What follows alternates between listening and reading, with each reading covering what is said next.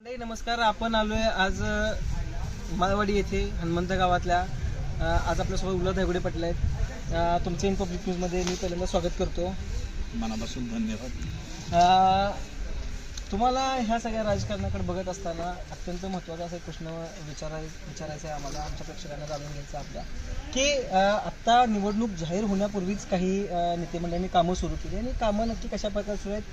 बरेच जण असं म्हणतात की आम्ही आमच्या वैयक्तिक खर्चातून म्हणजे पदरच्या पैशातून ही सगळी कामं करतो.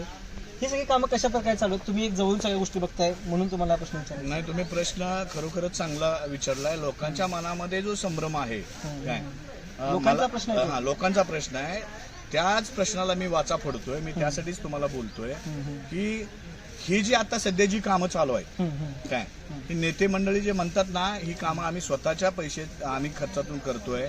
माझ्या प्रत्येक चोपडी जिल्हा परिषद गटामधील प्रत्येक सरपंचाला, डेप्युटी आणि ग्रामसेवकाला हात जोडून विनंती आहे की बाबा, कारभार करताना नेहमी पारदर्शक करा, लोकांच्या दिशाभूल करू नका. राजकारणी खोटी बोलतायत की आतापर्यंतची जी कामं चालू आहेत, आज सुद्धा चालू आहेत, की ग्रामपंचायतच्या माध्यमातून कामं चालू आहेत. निधी हा डीपीडीसीचा निधी आहे, त्याच्यामधून 9 लाखाची 10 लाखाची जी कामं चालू आहेत छोटी छोटी, ही डायरेक्ट ग्रामपंचायतीवरती टाकून जाऊन ग्रामपंचायतीकडून निधी वर्ग करून ही कामं केली जातात.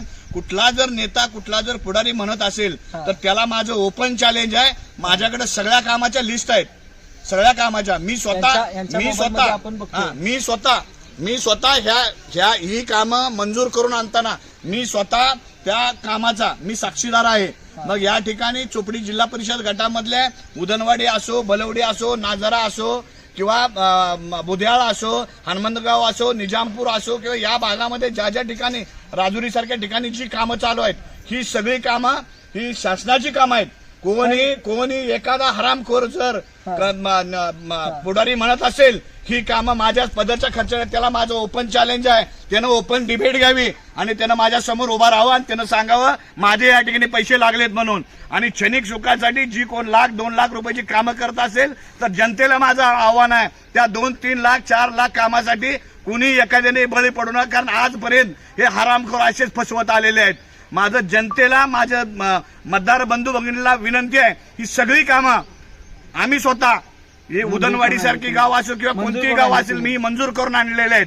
आणि जे पुढारी आहेत हे स्वतः कॉन्ट्रॅक्टर आहेत, स्वतः कॉन्ट्रॅक्ट घेतात, स्वतः कामं करतात आणि त्याच्यातून ते पैसे मिळवतात. आम्ही कामं करत नाहीये. काही सूत्रांनी अशी माहिती सुद्धा दिली, आमच्याकडे काही माहिती सुद्धा अशी आली, काही सूत्रांनी माहिती दिली की आता जी कामं मंजूर झाली ती शासनानं पुढच्या 10-12 दिवसात पूर्ण करण्याची एक लिमिट दिली. शासनाकडून डायरेक्ट काही कामं मंजूर आहेत. अशी काही कामं तुम्हाला माहिती आहेत का जी आता काही सुरू आहेत? असं काही गोष्ट खरी का? आम्हाला काही माहिती मिळाली, ही गोष्ट इतकी वास्तवात आहे का? 100% हे वास्तव आहे. कारण अधिकाऱ्यांना कुठंतरी लिमिटेशन आहे, त्यांना बाहेर येऊन बोलता येत नाहीये. परंतु माझ्यासारखा कार्यकर्ता, मला कुणाची ही बाळगायची नाही किंवा मी कोणाचा दलाल नाहीये. मी या ठिकाणी आपल्या माध्यमातून स्पष्ट करतो, या ठिकाणी जी इलेक्ट्रिक पोल उभा केले जातात किंवा डीपी या ठिकाणी बसवले जातात, ऐकून घ्या, ही सगळी कामं ही गव्हर्नमेंटची आहेत. हे स्वतःच्या पैशातून म्हणतात आम्ही कामं करतोय, तर त्यांना एक लिमिट दिलेलं आहे गव्हर्नमेंटनं. हे 7 ते 10 दिवसाच्या आतमध्ये हे कामं करायचे आहेत. हे ह्यांच्या खिशातले पैसे नाहीत, हे गव्हर्नमेंटची कामं आहेत. एका तळमळीनं आणि ते सांगतायत की ही जी कामं सध्या सुरू आहेत आज ह्या सगळ्या भागात, चोपडी गटातल्या भागात, ही कामं ही गव्हर्नमेंटची कामं आहेत. त्यांनी सुद्धा त्यांच्याकडे सुद्धा काही कामांची लिस्ट आहे, त्यांनी ती काही कामं मंजूर करून आणताना समोर होते. अनेक नेत्यांना स्वतः चॅलेंज सुद्धा आज करतायत की ओपन चॅलेंज डिबेट करण्यासाठी सुद्धा नेत्यांना आज बोलवत आहेत की ही कामं जी लोकप्रतिनिधी सांगतायत आता की ही कामं आम्ही आमच्या पदरच्या पैशानं करतोय, तर अशा काही लोकप्रतिनिधी त्यांच्यासोबत डिबेट करावं असं त्यांनी आज चॅलेंज केले.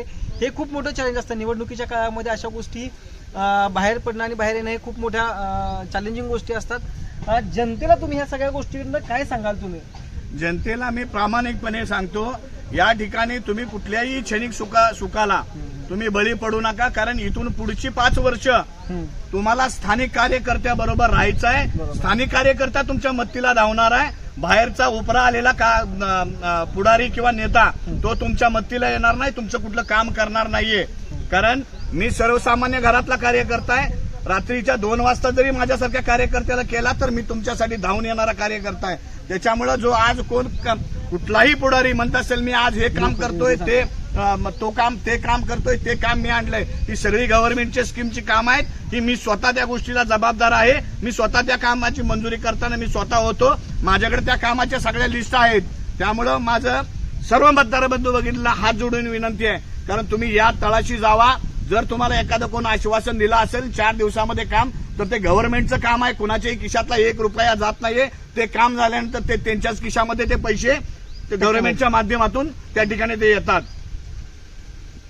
लोकांनी सुद्धा ह्या कामाची खात्री केली पाहिजे. नागरिकांनी सुद्धा या कामाची खात्री करत असताना पूर्ण तळागाळापर्यंत गेलं पाहिजे. शासनाची जी काही स्कीम असतात, जे कामं सुरू असतात, हे आपल्या सामान्य लोकांना सुद्धा आपल्याला बघायला मिळतात. वेबसाईटवरती बघायला मिळत असतात. कामं मंजूर झाल्यानंतर त्याची कामाची कॉस्ट किती आहे, कशा पद्धतीने काम होणार आहे, हे सुद्धा अधिकृत सांकेतिक स्थळावर आपल्याला बघायला मिळतं. गव्हर्नमेंटची कामं आहेत. नागरिकांनी सुद्धा, आजकाल हे डिजिटल युग आहे, प्रत्येकाच्या घरात, खेड्यापाड्यात, वाड्यावर सुद्धा आता मोबाईल आलेत. त्यामुळे आपले नागरिक सुद्धा हे सगळ्या गोष्टी चेक करू शकतात. आणि चेक केल्यानंतर नागरिकांना जेव्हा विश्वास वाटेल आणि नागरिकांनी विश्वास ठेवला पाहिजे ह्या सगळ्या गोष्टींवर, कामं जी होत आहेत ही सगळी कामं आत्ता सरकारी पैशातून कामं होत आहेत. कुठलाही पुढारी, नेता आणि लोकप्रतिनिधी कामं स्वतःच्या पदर पैशातून करत नाहीत. त्यांना गायगुडे पाटलांनी आज एक आव्हान दिले, चॅलेंज दिले. येणाऱ्या काळात हे चॅलेंज हे लोकप्रतिनिधी बघतील का, त्या चॅलेंजला ते उत्तर देणार का, याकडे सुद्धा आपलं बारीक लक्ष असेल. धन्यवाद.